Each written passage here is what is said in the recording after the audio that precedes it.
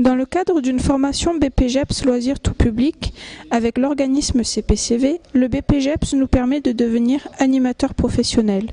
Cette formation est composée de 10 unités capitalisables, dont une qui est une option audiovisuelle. Nous nous retrouvons donc au centre social de la Garde avec Agnès Maury, notre formatrice audiovisuelle, pour apprendre à utiliser un nouveau support qui est la vidéo. Donc bonjour à tous, eh bien effectivement je m'appelle Agnès. Donc j'ai commencé dans l'animation, j'ai fait un DUT carrière sociale et puis j'ai travaillé dans différentes structures d'animation socioculturelle, des centres sociaux, des maisons de la culture, maisons pour tous, etc. Et puis j'ai eu la chance en 2003 de rencontrer Antoine Dufour qui travaillait au centre social Herbel et qui a eu l'idée géniale de monter une télévision participative dans son centre. Donc je me suis énormément intéressée au projet. J'ai été embauchée dans ce centre-là et puis j'ai eu l'opportunité de passer un BTS audiovisuel. J'ai créé mon association, Les Films du Papillon, ce qui me permet là de proposer différentes formations, de faire des ateliers avec les centres sociaux, des films institutionnels, des captations, etc. Pas mal de choses, toujours dans l'audiovisuel. Et avec l'animation en plus, ça c'est vraiment, c'est exactement ce que je veux faire. Et maintenant, je vous propose de retrouver les stagiaires en personne. Donc je suis avec Laurent qui est stagiaire BPGEPS, avec Assia. Bonjour Thomas. Qu'est-ce que t'apporte cette formation audiovisuelle? Qu'est-ce qu'elle m'apporte? Déjà, je découvre ce qu'est l'audiovisuel et ce qu'est la technique de montage et surtout l'approche au niveau des différents supports qui peuvent être le reportage, qui peut être la fiction, la captation. Donc tous ces domaines-là, je ne les connaissais pas et je les ai découverts ici. Mais écoute, cette formation audiovisuelle m'apporte pas mal de connaissances et de techniques que je n'avais pas avant, puisque bon, j'ai eu fait des courts-métrages avec des enfants et c'est vrai que je faisais souvent appel à des professionnels ou des associations qui se trouvent dans le quartier. Donc la formation audiovisuelle, elle me permet de découvrir une technique que je connaissais pas vraiment et surtout elle me permet de voir comment dans mon métier, donc qui est l'animation, cette technique audiovisuelle, elle peut être un outil qu'on peut réutiliser sur le terrain avec des publics. Donc aujourd'hui, après donc les différentes séances que tu as pu avoir en audiovisuel, est-ce que tu te sens capable de transmettre cette technique et ces connaissances en audiovisuel? Oui, je me sens de la transmettre avec toute modestie. Parce qu'après, ce qui est intéressant aussi, c'est après de leur laisser libre expression. Rapidement, on peut être capable de faire un film, voire un reportage avec un groupe de jeunes. On a abordé en formation un petit peu la pédagogie qui pouvait se mettre en place avec l'outil audiovisuel.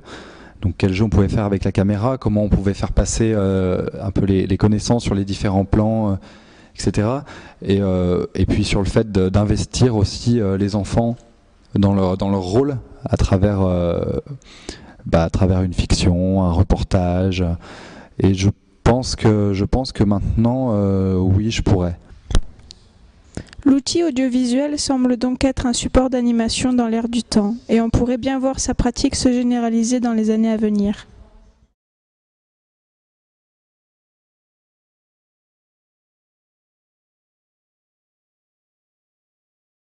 L'obésité augmente de plus en plus en France. Cela commence à devenir un problème de santé publique.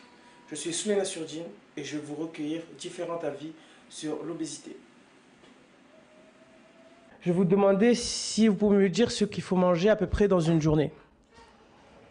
Écoute, je suis incapable de te dire ce qu'il faut manger. Waouh! Je peux te dire ce que je mange, mais je ne suis pas sûr que ce soit ce qu'il faut manger. Le matin, déjà, il faut prendre un bon petit déjeuner, ce qui évite de manger entre les repas. Toujours prendre son petit déjeuner. Il faut peut-être penser à prendre quelque chose d'assez solide pour tenir au moins jusqu'à midi. À midi, il faut faire un repas normal, éviter peut-être l'alcool parce que sinon on fait la sieste l'après-midi. Et le soir, manger de façon pas trop lourde pour que on puisse dormir. Protéines, légumes. Protéines, légumes. Protéines, c'est-à-dire viande, œuf, poisson. Viande, œuf, poisson. Il y en a aussi dans le fromage. Il y en a aussi dans le fromage. Après, il faut manger beaucoup de fruits, des légumes, mais aussi des féculents et des protéines. La publicité de la télévision qui dit il faut manger 5 légumes ou fruits dans la journée, je crois que moi je la multiplie au moins par 2. Je suis plutôt du genre légumes et fruits. Ça se voit pas sur mon physique, mais voilà, oui, je suis légumes et fruits. Voilà. Savez-vous ce que le gouvernement met en place pour régler ce problème d'obésité? Alors, ouais, déjà, il y a des publicités, il y en a de plus en plus par rapport à l'obésité. Honnêtement, je sais rien. Dans les écoles et tout ça, ils ont enlevé tout ce qui est collation et tout ça. Ils ont essayé de lever les distributeurs et tout ça, tout ce qui était aux alentours et tout, même si c'est pas encore bien mis en place. Mais ouais, si on veut, quoi, c'est pas encore... c'est un projet, quoi. C'est sur long terme, mais pour l'instant, on voit pas quelque chose de concret. Ce que je sais aussi, c'est ce qu'il n'a pas fait, qui était préconisé par un rapport parlementaire, qui était d'interdire aussi la publicité dans les programmes pour enfants, la publicité pour les aliments. Mais bon, ils ont coupé la poire en deux, ils ont dit on va mettre juste une information sur chaque pub pour rappeler qu'il faut manger 5 fruits et légumes par jour. Moi, à mon avis, c'est pas au gouvernement à mettre en place quelque chose, c'est aux parents avec leurs enfants et aux adultes soi-même de manger équilibré. Vous voyez ce que je veux dire? Pensez-vous que les messages de prévention sont efficaces? Pour moi, non, pas beaucoup. C'est-à-dire que j'en ai pas vu. Oui, si on veut, ça informe les gens, mais après, quand ils disent manger au moins 5 fruits et légumes, c'est que c'est pas encore bien adapté à la réalité. Je veux dire, il y a des gens qui ne peuvent pas se permettre de manger autant de fruits et légumes avec l'augmentation des aliments et tout ça. Alors, ouais, ça informe les personnes, mais c'est pas efficace parce que les gens ils peuvent pas le faire, quoi. En termes d'efficacité, je crois plus à l'efficacité du rapport dans la famille, dans les collectivités. Je pense que le rôle de l'école, de ce point de vue-là, est important, à savoir qu'effectivement, peut-être que dans les cantines, et ça commence à se faire, je pense que ça se fait depuis un moment, c'est que la nourriture soit assez équilibrée. Enfin, à mon avis, ça ne sert pas à grand-chose. Les messages qu'on voit à la télé, tout ça? Oui, vous le voyez à quoi que ça ne sert pas à grand-chose? Il y a toujours un problème de surpoids de plus en plus. Quelle solution proposez-vous à ce problème? Ne pas grignoter toute la journée. Hein. Manger à des moments réguliers. Aussi peut-être plus développer des trucs de sport et tout, parce que la plupart du temps, les enfants qui sont obèses, c'est qu'ils mangent et à côté, ils font pas de sport. Mais ça suffit pas, quoi. Je veux dire, il faut aussi... il faudrait peut-être arrêter de faire de la pub pour des produits qui, de toute façon, font grossir. Elle veut dire qu'ils continuent à montrer des campagnes publicitaires, mais aussi qu'ils font en sorte que c'est réalisable, quoi. Ça veut dire qu'ils essayent de diminuer les prix de tout ce qui est fruits, légumes et tout ça. Et voilà, des trucs comme ça, quoi. À l'heure actuelle, je pense qu'il y a un certain nombre de familles qui ne se nourrissent pas bien parce qu'effectivement, faute de moyens. Et que chaque personne se prenne en main et voilà. Je veux dire, c'est important pour le cœur, pour les articulations, pour plein de choses. I went walking with my mama one day when she warned me what people say. Live your life until love is found, 'cause love's gonna get you down. C'est parti. Alors bonjour, je viens de rencontrer une demoiselle dans le quartier du Bossanc. Tu te prénommes? Nesrine. Nesrine, enchantée Nesrine. Alors tu habites dans le quartier de Bossanc. Est-ce que tu connais le centre social de Bossanc? Oui. Oui, je connais. Est-ce que tu as l'habitude d'y aller régulièrement? Ouais, pour faire mes devoirs, c'est tout. Tu vas faire tes devoirs tous les soirs? Tu vas faire tes devoirs? Non, pas tous les soirs. 2 fois par semaine. C'est bien déjà. Et tu as l'habitude de te retrouver avec des copines ou c'est une démarche individuelle, tu y vas toute seule? Parfois toute seule, parfois avec des copines. Et toi, ce qui est intéressant pour toi, c'est de faire les devoirs ou en même temps de rencontrer tes copines là-bas? Les deux. Et tu préfères quoi, les devoirs ou rencontrer les copines? Les devoirs.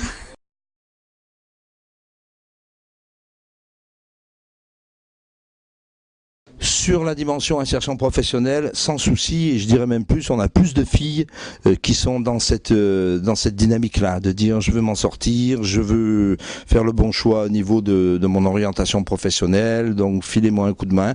Donc là, c'est vrai qu'il y a plus de filles, mais c'est déjà des filles qui ont entre 16, au minimum 16 ans, voire plus de 20 ans. Alors, Par contre, dans la tranche d'âge en dessous, à partir de 13 ans, là, c'est plus difficile. Notre réalité aujourd'hui, c'est que,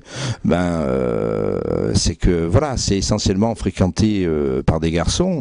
Et la question qu'on se pose et que je vous pose, que vous pourriez peut-être aussi, sur laquelle vous pourriez peut-être réfléchir dans le cadre de votre formation, c'est faut-il, écoutez bien, faut-il pour s'occuper des filles que ce soit une fille qui s'occupe de filles? Ou c'est les activités qui sont proposées qui vont faire que? Quelles sont les raisons? Est-ce que c'est un manque d'activité?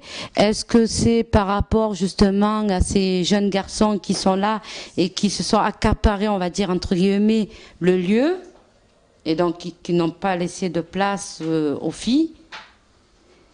Est-ce que c'est la cause d'animateurs? Faudrait-il peut-être recruter une animatrice fille? Je sais pas. Je te pose la question, donc à toi le micro. Je vais essayer de faire une réponse concise et brève. Il y a eu des filles, le souci ça a été de les fidéliser, tout simplement.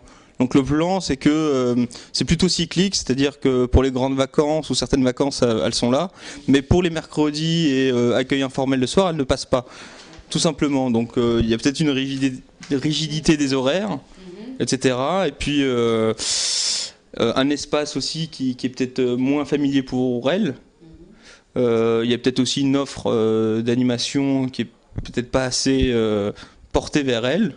Donc voilà, tous ces éléments réunis font que aujourd'hui, elles n'ont pas leurs habitudes.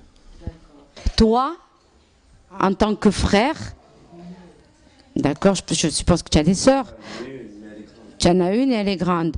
Donc, quand elle était jeune, est-ce qu'elle fréquentait le centre de loisirs Boussank ou ailleurs? Est-ce qu'à un moment donné, quand elle est arrivée à l'âge de l'adolescence, elle fréquentait un centre de loisirs? Je sais pas, mais je sais que vers 17 ans, elle prenait des cours de hip-hop le dimanche soir, je crois, dans la grande salle d'en bas. Sinon, je sais pas si elle fréquentait des centres. Si tu avais eu une sœur plus jeune, est-ce que toi, ça te dérangerait qu'elle fréquente le centre de loisirs? Ouais. Enfin, le secteur ado? Ouais, ça me dérangerait. Je préfère rester avec mes collègues entre nous qu'il y ait ma soeur avec moi et tout. Je préférais qu'il y ait des filles, plutôt des amis à nous, que des sœurs ou quoi. Et que ta sœur, d'accord. Et pourquoi, justement? Eh oui. Ma sœur, je la vois tous les jours. Non, sérieusement. Est-ce qu'il faudrait une animatrice ou un animateur, ça peut suffire? Pour moi, c'est une animatrice, comme ça, c'est plus mieux et plus rassurant. Moi, je me demande pourquoi il n'y a pas de filles qui viennent dans le centre, je sais pas pourquoi. Mais ils sont pas du quartier, en fait. Il y a des filles, et l'année dernière, ils venaient, là, ils viennent plus. Il y en a, ils viennent juste pour les séjours. Quand il y a un animateur qu'ils aiment ou quoi, eh ben, ils viennent. Sinon, c'est non. Je pense que il n'y a pas besoin qu'une animatrice... un animateur, ça suffit. Il faudrait juste qu'il y ait un groupe de filles pour qu'elles soient bien entre elles, mais aussi qu'elles ne soient pas coincées, quoi. Comme ça, on rigole avec elles, normal. Les gars, je vais vous faire tourner le micro et vous allez dire chacun, on commence par Noé, allez, chacun, pourquoi, qu'est-ce que je peux faire et qu'est-ce qu'on pourrait faire pour qu'il y ait plus de filles et qu'elles restent. Non pas qu'elles viennent, qu'elles fassent des activités, qu'elles rentrent chez elles et qu'on les voit plus pendant 1 an, mais qu'elles restent et qu'elles prennent l'habitude de venir. Ah, c'est les activités, je crois. Tu t'attends ton tour.